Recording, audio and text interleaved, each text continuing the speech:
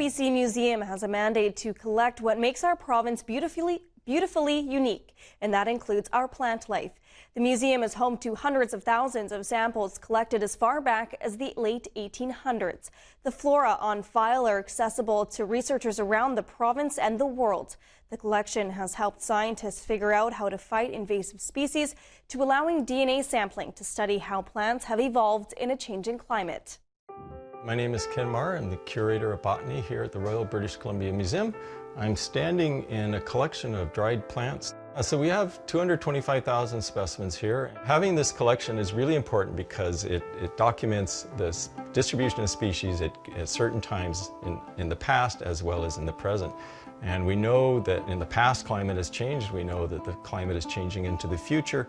And especially for the alpine plants that I study, they could well lose their habitat. And so it's possible that some of the species that occur in British Columbia now may possibly disappear from the province. So these collections have all kinds of uses that we can't even anticipate. So right now, some of our specimens are used to extract DNA to trace the migration of these species.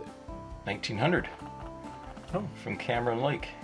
People who collected these specimens 50 years ago didn't even know that we would be extracting DNA from them, much less 100 years ago. So that's one of the reasons that we have this collection, is to provide studies that we don't even necessarily know might happen in the future. One of the biggest uses of this collection is by invasive species managers, who they want to know where are invasive species currently in the province, where have they been in the past, and actually they use this collection to go back to some of the collection locations to see if invasive species are still there. A trend now among herbaria plant collections is to photograph their specimens, to make those available for researchers online as well. And sometimes when you're trying to identify something, it's really nice to have a photograph. So we're doing that right now.